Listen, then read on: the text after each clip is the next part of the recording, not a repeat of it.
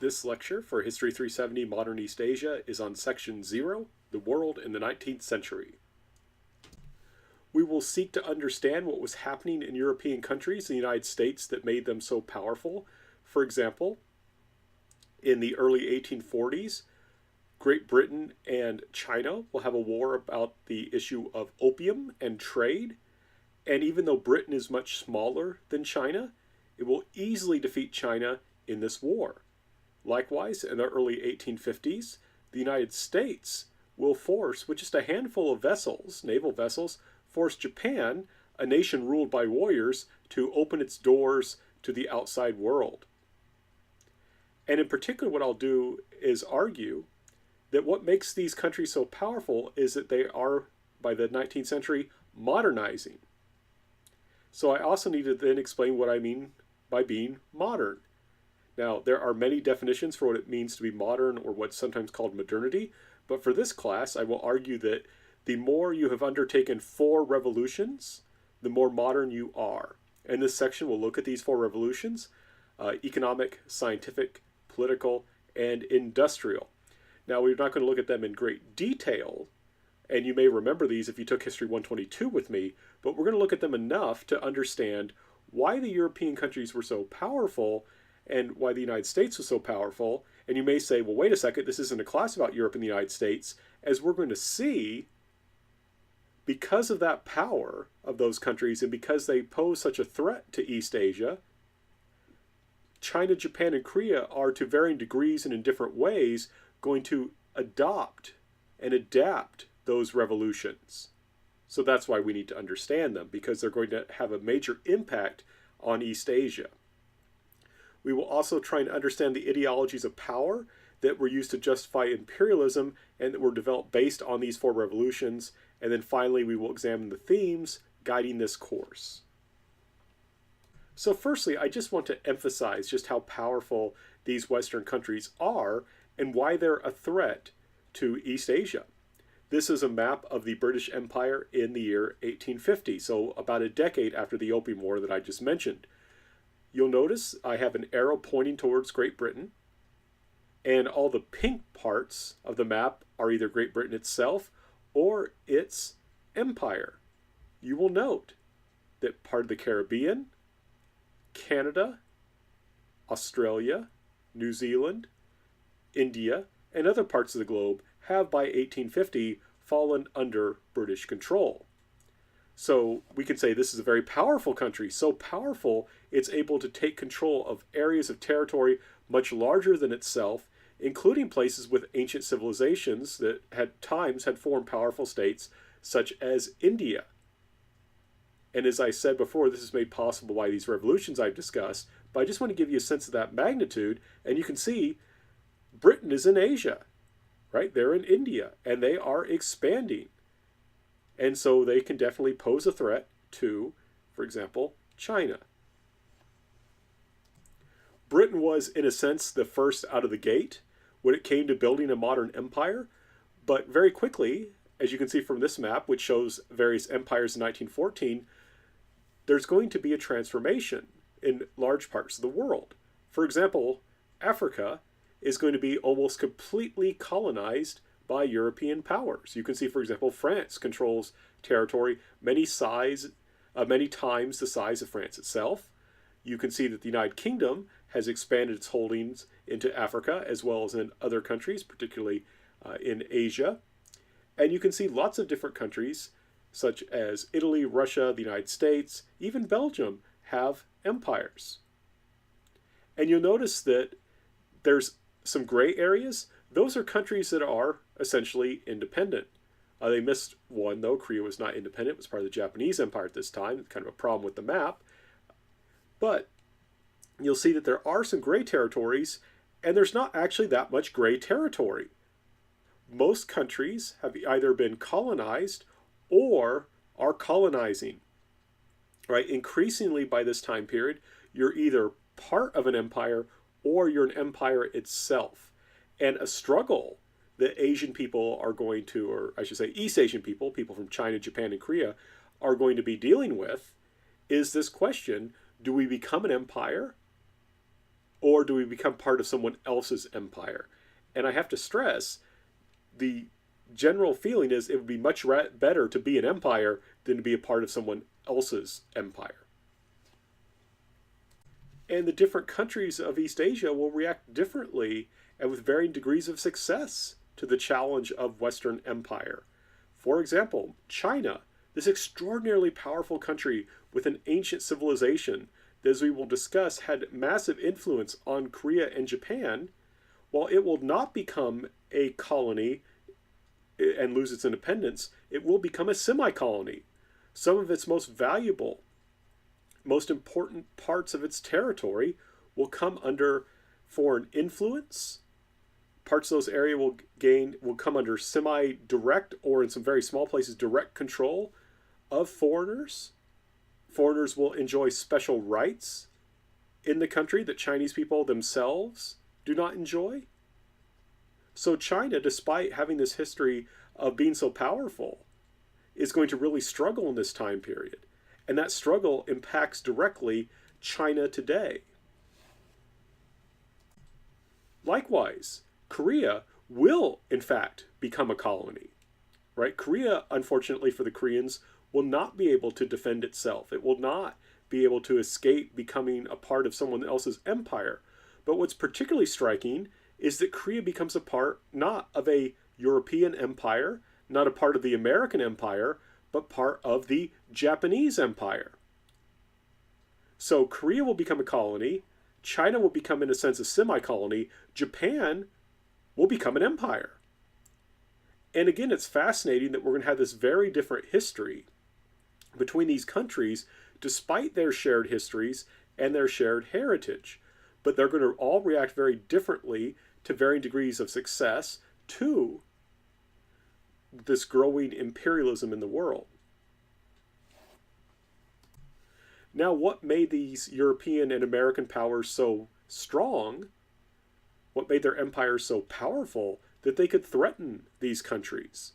And why is it that Japan not only was able to escape becoming a colony, but became an empire itself? And there are many reasons for this, but I'm going to focus on 4. And I need to talk about these here because as this class continues on, these 4 revolutions will continuously come up, right? We'll keep talking about these things. So it's very important when I use these words that you understand what I mean. So first of all, one of the major political revolutions that will make the West so powerful is the rise of democracy. If you look at the Western empires, the 2 most powerful empires are the United States and Great Britain. Close to them is France, and then Germany, and all those countries have strong democratic institutions, with the exception somewhat of Germany. It's a special case with some democratic traditions, but not as strong as in those other countries. And of course, the only country that really doesn't have democracy that's a major empire in this time period is Russia. So why does democracy have a connection with empire?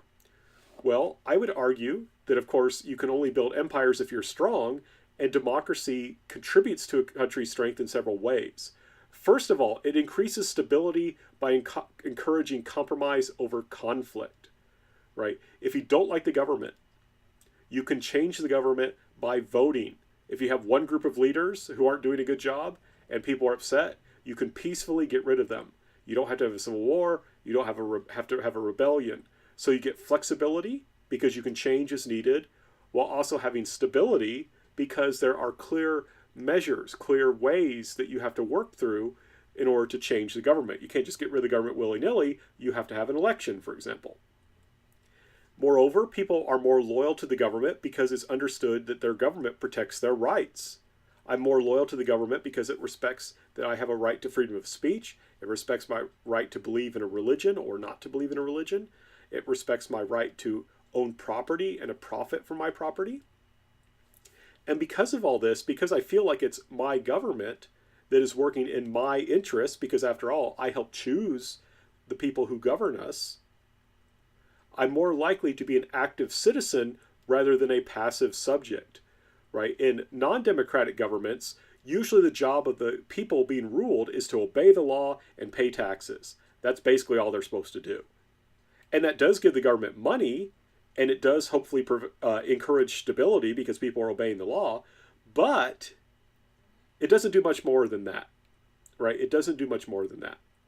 However, active citizens, such as you have in a democracy, are expected to do more than just pay taxes and obey the law. They're expected to actively help when there's a problem, right? They're supposed to actively help when there's a problem. For example, they are more likely to give to charity. They're more likely to give money to the government when the government needs it. Buy war bonds, for example, right? When the United States government needed help during World War II, one way to kind of assist, rather than just raising taxes, the war effort, was to sell savings bonds. And people would buy those bonds willingly out of their patriotic duty. So the government was willing, or was able, to raise money without even taxing the people. And this is paraphrased, in a sense, by Abraham Lincoln, a government of the people, by the people, for the people. When you have a government of the people, by the people, for the people, you unleash the strength, the power of the people. Right? They're more likely to actively take an interest in government affairs and are therefore more likely to sacrifice for their country, to help their country in its time of need. Another revolution that will occur that's political in nature in Europe and the United States, which will make them so powerful, is nationalism. In nationalism, there's this idea that each nation should have its own state. So there is a French nation, there should be a French government. There's an American nation, there should be an American government. And a nation state should not be ruled by foreigners. Americans should not be ruled by the British. So we have a revolution.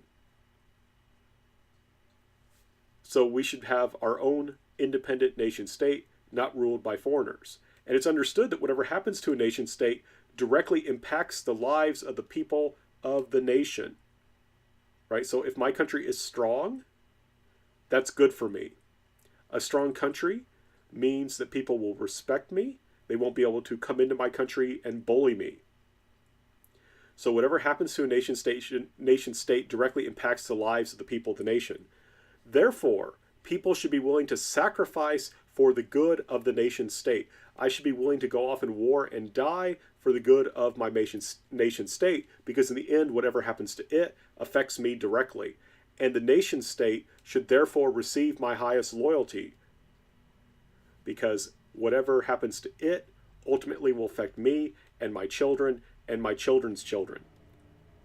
And you can see how this would give you a lot of power, right? And this goes very well with democracy, right? Both of these political ideologies, democracy and nationalism, all encourage people to care about what happens to their nation state, what happens to their country, and to actively work to help their country in times of need.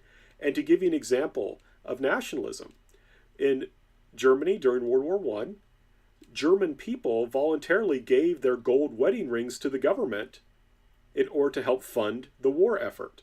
People voluntarily gave something very precious to the government with nothing in return except for an iron ring, which they used to replace their golden wedding rings. And I can tell you, gold's a lot more valuable than iron. And so that's an example of how these things work together to give power, right? We often don't think of democracy as something that gives power, but especially when we think of how it links up with nationalism, we can see how it gives you power, because you have these ideas, these active citizens who care about their country, who believe fervently in their country and its importance, who are loyal to their country and are therefore willing to sacrifice for their country. And that's key, because that builds a kind of national unity, that will make them very powerful. Another important revolution was the scientific revolution. The scientific revolution, basically the idea that you can learn about the world by testing hypotheses through direct observation and experimentation. That kind of methodology is going to lead to new and more complicated technology. People, Europeans, and then later on Americans, and as the scientific revolution spreads, other people will begin to better understand how the world around them works. Right? And once you understand why things happen, you're able to apply that understanding of why to do things better. So this is going to lead to the rise of new, more complicated technology, right? The scientific revolution will allow, for example, the development of steam engines, which allows for the development of steamships, for an understanding of electricity that allows for the development of telegraphs and later radios and telephones and things like that. Of course, they'll be able to learn how to make better guns and better cannon and better artillery, right? The scientific revolution allows all these things. And when you combine the scientific revolution with an economic revolution that allowed for Europeans to more efficiently raise and utilize capital, you will get an industrial revolution that allows you to mass produce the technology that the scientific revolution gives you. So it's not that you can just make one steamship. You can make hundreds. It's not that you can make one machine gun. You could make thousands and tens of thousands of bullets for that machine gun to fire. Right? So Europeans are going to develop these amazing revolutions, and these will eventually also be exported to the United States, and as we'll see later, will also come to Japan.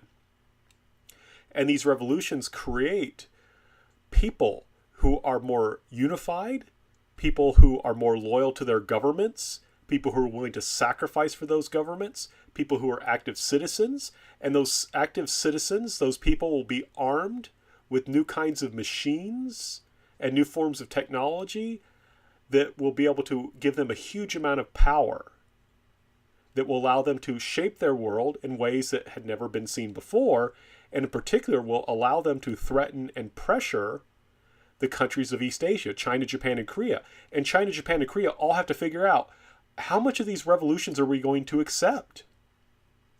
Right? How much of these revolutions are we going to accept? How much of them can we accept and still remain who we are? Right? These are serious issues that East Asians have to deal with. And a large part of this course is looking at how they dealt with these or didn't deal with these. There are two major forms of technology that are going to be mass produced that I really need to focus on in particular. The first are railroads. Railroads are extraordinarily important. Previous to railroads, if you wanted to move something quickly and cheaply, you had to do it by water. It's very expensive to move things over land by like horses or oxen or something like that because they move relatively slowly, they can't carry that much, and you have to keep feeding them. But railroads allow for goods to be moved, for resources to be moved very cheaply. They also allow for people to be moved and for soldiers to be moved. So railroads not only allow you to have better trade, but they can play a strategic role as well, because you can move people around, such as settlers, and of course, most importantly, in terms of direct power, you can move soldiers around very quickly.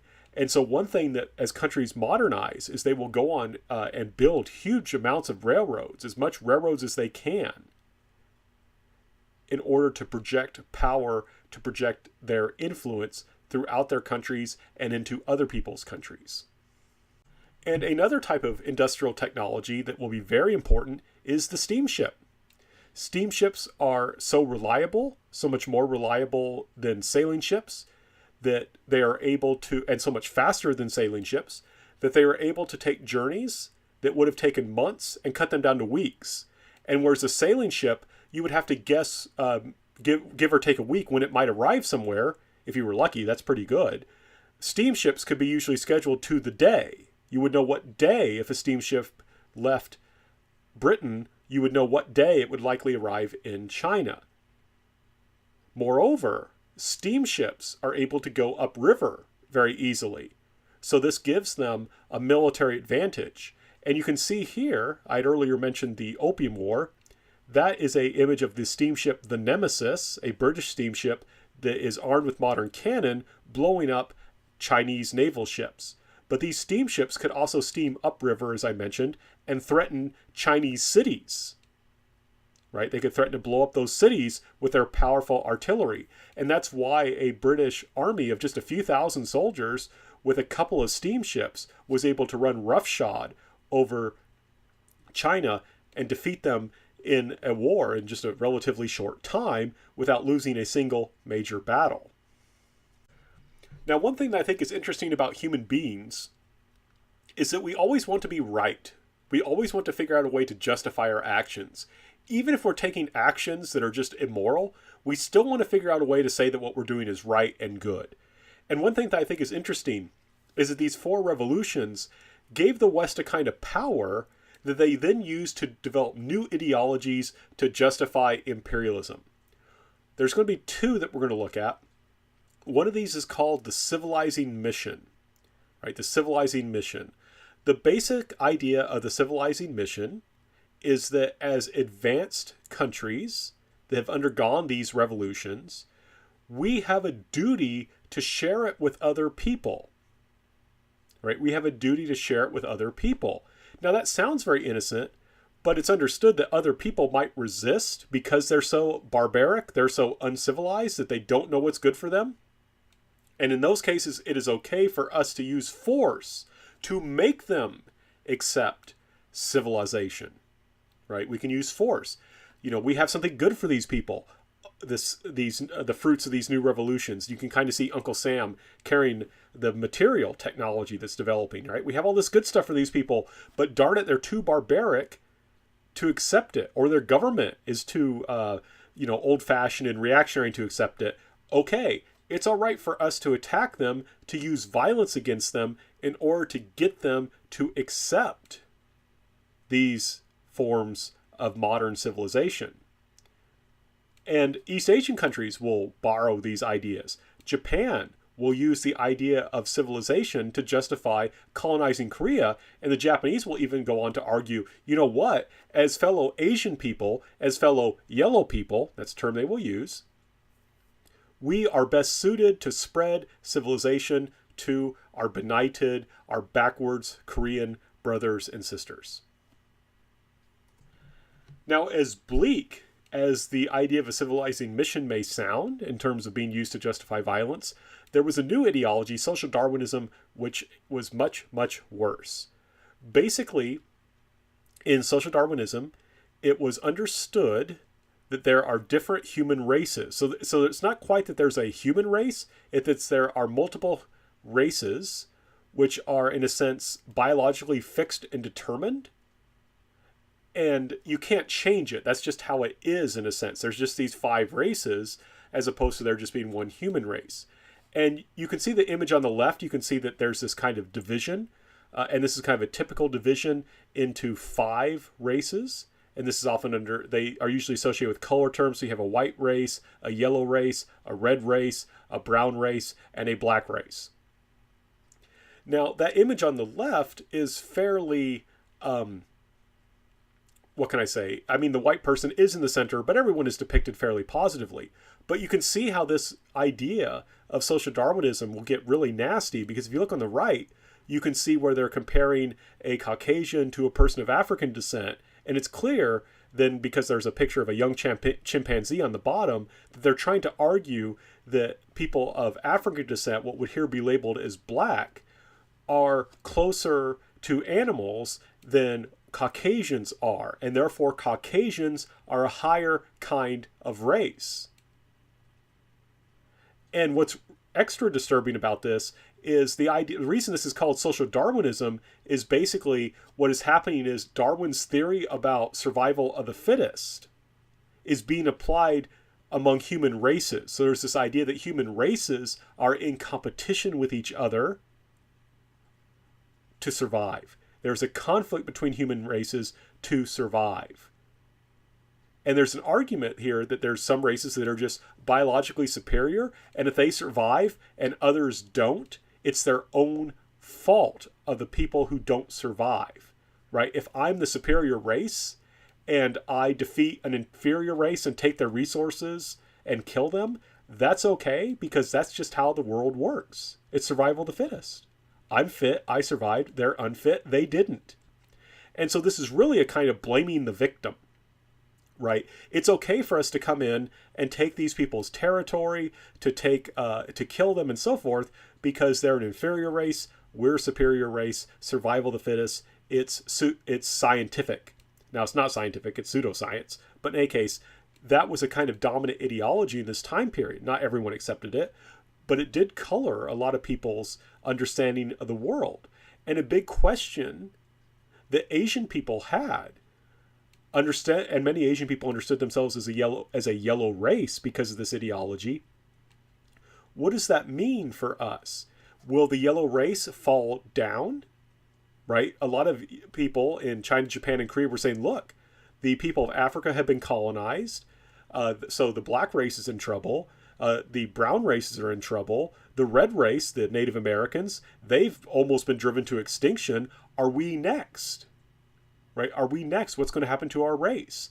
And should we then, as members of a yellow race, work together to oppose people of a white race? So this is frankly speaking, this is kind of a disturbing and disgusting kind of ideology, this idea that people are locked in the survival of the fittest among these different racial categories. And like I said, it's kind of pseudoscience because you can't just say that there's these 5 essentialized races.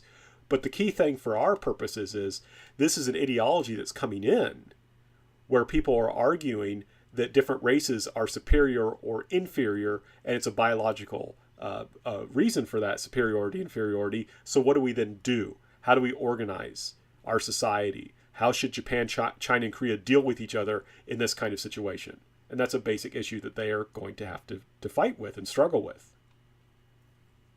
And I'm very glad to be done talking about social Darwinism for a bit. So now we can talk about the themes, right? We can talk about the themes. First of all, in this class, it's comparative by nature because we're looking at 3 countries together. And it's not meant to just have all 3 and just say, well, here's China, here's Japan, here's Korea. We're going to try and compare them, and we're going to understand how they interacted with each other. And you can kind of think about it this way. Wouldn't it be neat if we had a class called the History of North America? Right? A lot of times we have classes that are divided by nationality. For example, I teach history of China, history of Japan, and history of Korea. And I got to talk about, when I teach about Korea, I got to talk about Japan, but I still do it from the Korean perspective. But here I'm trying to talk about them all together. And like I said, imagine if we taught a class that was a history of the United States, Canada, and Mexico all together, history of North America. I think that would be interesting. It would help us to kind of compare these 3 different countries, understand why they're different, how they're similar, and what that all means, and how they've related to each other. So we're going to explore the commonalities and differences that exist among these 3 different countries. One thing that we'll see a lot of is that they share certain cultural attributes, much of which arose in China first. For example, all 3 of these countries utilize to various degrees what are called sinographs or Chinese characters. Right? All have been impacted by Confucianism. Right? All have been impacted by Buddhism. So we have to understand, well, where did that all come from? Right? How does that all connect? We will also note how these commonalities and differences arose because of or despite their shared heritage. One thing that I think is interesting is how even though there's all these things that these countries share, there's also some key differences. And that's kind of curious. So for example, in China and Korea, they really emphasize civilian rule, that the officials should be civilian officials who passed exams based on the teachings of Confucianism. But Japan, even though it was also influenced by Confucianism, which developed first in China, in Japan you'll have the rise of warrior rule, where samurai will be in charge. Well, how does that happen? We will also try and understand the dialectic of what I call the dialectic of action that shaped the history of these 3 countries. What do I mean by dialectic of action? It basically means how there's kind of a back and forth between these 3 countries. China will do something, and the Japanese will react to that by doing something. And then the Koreans will react to Japan and China doing something. And then China will react to that, and Japan will react to that. We'll have this back and forth. And that's one thing that I think is really fascinating, is seeing how these countries interact with each other. That also is something that makes this course a little bit more difficult, but I think it's worth it. I think it makes the course more interesting. We will also examine in detail individuals who were shaped by the relationship between these 3 countries. So one thing that's kind of tricky if you try and do a history of 3 countries, let alone just one, is you can get lost in the big events and not pay attention to individual people. So I'm going to try and give some lectures on, and also have some documentaries and video clips and so forth on, that give a very close inspection of individual lives from China, Japan, and Korea, but especially people who were somehow connected or shaped by at least 2 of these countries, sometimes all 3. And we will also, of course, try and understand how all of this shapes the world today. Right? We're also going to try and understand how all of this shapes the world today.